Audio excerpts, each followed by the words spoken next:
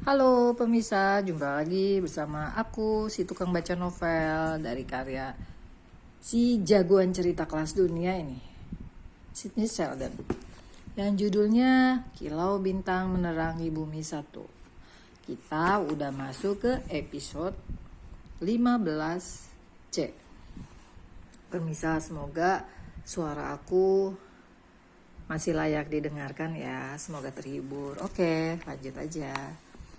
Oke, kita akan lihat ulasan dari Todd Gratian dimulai dengan kata-kata Manhattan.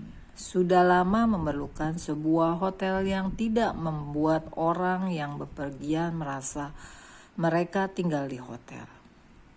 Kamar suite di Cameron Plaza sangat luas dan bagus dan ditata dengan selera tinggi. Lara Cameron akhirnya telah memberikan kepada New York. Dalam hati Lara berteriak kegirangan. Ia menelpon Keller dan membangunkan dia dari tidurnya. Kita berhasil, katanya. The Times suka kita. Keller duduk di ranjangnya. Masih belum sadar benar. Bagus apa katanya? Lara membacakan ulasan itu untuknya. Baiklah, kata Keller. Sekarang aku bisa tidur. Tidur? Kok bercanda? Aku baru saja menemukan lokasi baru begitu Bang buka pagi ini. Aku ingin kau merundingkan pinjaman bla bla bla bla bla. Gila ya pemirsa. Si Lara mau bangun hotel lagi. Oke, lanjut. The New York Cameron Plaza merupakan sukses besar. Hotel itu sudah full book dan ada daftar tunggu. Ini baru permulaan, kata Lara kepada Keller. Ada 10.000 kontraktor di kawasan metropolitan ini, tapi cuma sedikit sekali yang berkapasitas besar. Keluarga Titz, Rudin, Rockefeller, Strand, well, tak peduli mereka suka atau tidak, kita akan ikut bermain di arena mereka. Kita akan ikut mengubah garis langit kota ini. Kita akan ikut menentukan masa depan kota ini. Lara mulai mendapatkan telepon dari bank-bank yang menawarkan kredit kepadanya. Ia membina hubungan dengan broker-broker real estate terkemuka. Mereka membawa mereka dinner dan ke teater. Ia menyelenggarakan power breakfast di Regency dan mendapatkan informasi mengenai properti-properti yang akan segera muncul di pasar. Ia memperoleh 2 lokasi lagi di pusat kota dan sudah mulai membangunnya. Paul Martin menelpon Lara di kantornya. Kau sudah lihat Business Week? Kau benar-benar dicari orang sekarang, katanya. Berita tersebar bahwa kau seorang pembuat gelombang. Kau mampu menyelesaikan pekerjaan besar. Aku selalu berusaha. Kau bebas untuk dinner? Akan kubuat diriku bebas. Lara sedang berbincang dengan seorang partner dari biro arsitek terkemuka. Ia sedang menelaah blueprint dari gambar gedung yang mereka bawa. Anda akan menyukai ini, arsitek kepala itu berkata. Gedung ini memiliki keluasan dan simetri and scope yang Anda minta. Mari saya jelaskan detail sedikit. Tidak perlu, kata Lara. Saya sudah paham, ia mendongak. Saya ingin Anda berikan rancangan ini kepada seorang artis. Apa? Saya mau gedung itu digambar dalam warna-warni. Saya mau lobinya dilukis, koridor-koridornya dan kantor-kantornya. Bengkir itu tidak punya imajinasi. Saya akan tunjukkan pada mereka gedung ini akan nampak seperti apa nanti. Itu gagasan yang bagus. Sekretaris Lara muncul. Maaf, saya terlambat.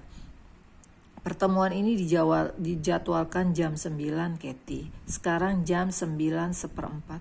Maafkan saya, Miss Cameron. Waker saya tadi tidak bunyi dan kita bicara nanti. Lara menghadapi para arsitek itu lagi. Saya ingin ada beberapa perubahan. 2 jam kemudian Lara selesai mengemukakan semua perubahan yang dikehendakinya. Setelah pertemuan itu selesai, ia berkata kepada Katie, "Jangan pergi dulu, duduklah." Katie duduk. Kau menyukai pekerjaanmu? Ya, Miss Cameron. Ini adalah yang ketiga kalinya kau terlambat dalam seminggu ini. Aku tidak akan bisa mentolerir itu lagi. Saya sangat menyesal. Saya kurang enak badan akhir-akhir ini. Ada apa? Saya kurang tidur akhir-akhir ini. Terus terang saja saya takut. Takut apa? Tanya Lara dengan kurang sabar. Ada benjolan di tubuh saya. Oh. Lara terdiam untuk beberapa saat. Well, apa kata dokter? Kathy menelan ludah. Saya belum pergi ke dokter. Belum pergi? Lara meledak. Demi Tuhan, apa kau berasal dari keluarga burung unta? Tentu saja kau harus pergi ke dokter. Lara mengangkat telepon. Tolong sambungkan dengan Dr. Peters.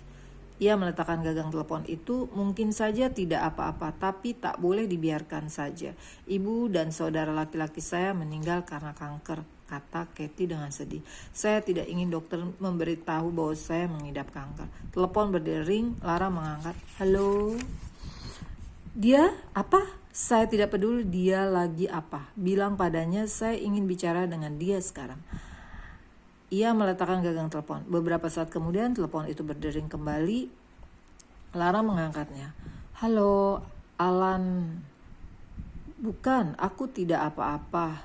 Aku akan mengirim sekretarisku ke tempatmu. Namanya Kathy Turner. Ia akan sampai di sana setengah jam lagi. Aku ingin ia diperiksa pagi ini dan aku ingin kau benar-benar membantunya. Aku tahu kau bisa. Sangat kuhargai itu. Terima kasih. Lara meletakkan gagang telepon. Cepat pergi ke Sloan Kettering Hospital. Dr. Peters menunggumu di sana. Saya tidak tahu harus bilang apa, Miss Cameron. Bilang bahwa kau tidak akan terlambat besok pagi. Howard Keller datang ke kantor. Kita punya masalah, bos, katanya. Katakan. Properti yang di 14th Street kita sudah mengeluarkan para penghuni seluruh blok itu kecuali satu rumah apartemen, Dorchester Apartment. 6 di antara para penghuninya menolak untuk pergi dan Dewan Kota tidak setuju kalau kita mengusir mereka. Tawari mereka lebih banyak uang. Bukan masalah uang, orang-orang itu sudah lama sekali tinggal di situ. Mereka tidak mau pindah, mereka merasa nyaman di sana. Kalau begitu bikin supaya mereka tidak nyaman. Apa maksudmu? Lara bangkit berdiri. Mari kita lihat bangunan itu. Dalam perjalanan, mereka melihat perempuan-perempuan tua miskin membawa karung dan para tunawisma berkeliaran di jalan-jalan mengemis. Di negeri yang sekaya ini, kata Lara, itu sangat memalukan. Dorchester Apartemen adalah gedung bertingkat 6 terbuat dari batu bata di tengah blok yang penuh dengan bangunan-bangunan tua yang menunggu di bulldozer. Lara berdiri di depannya, mengamatinya. Ada berapa penghuni di dalam sana? Sudah 16 yang kita keluarkan dari situ. Cuma tinggal yang 6 ini. Itu artinya kita punya 16 apartemen yang sekarang kosong. Keller memandang dengan heran. Benar. Mengapa? Mari kita isi saja apartemen-apartemen itu. Maksudmu disewakan? Apa gunanya? Kita tidak akan menyewakan. Kita akan menyumbangkannya kepada para tunawisma. Ada ribuan tunawisma di New York. Kita akan merawat sebagian dari mereka. Memasukkan mereka ke apartemen-apartemen itu sebanyak mungkin. Atur supaya mereka diberi makan. Keller mengerutkan dahinya. Apa yang membuatmu beranggapan bahwa ini adalah gagasan yang baik? Howard, kita akan bergerak di bidang sosial. Kita akan melakukan sesuatu yang tidak mampu dilakukan kota ini. Memberikan tempat berteduh kepada para tunawisma. Lara mengamati gedung itu dengan lebih seksama. Memandang ke jendela-jendelanya. Dan aku ingin jendela-jendela itu ditutup mati. Apa? Kita akan membuat gedung ini nampak seperti sudah lama tidak dihuni. Apakah apartemen di lantai paling atas itu masih dihuni? Yang ada taman di atap itu. Ya, pasang satu papan reklama besar di atas atap untuk menghalangi pandangan. Tapi kerjakan itu segera. Ketika Lara kembali ke kantornya, ada pesan untuknya. Dr. Peters minta Anda menelpon dia, kata Tricia. Sambungkan. Dokter itu langsung bicara di telepon. Lara, aku sudah memeriksa sekretarismu. Ya, ia mengidap tumor dan rupanya tumor ganas.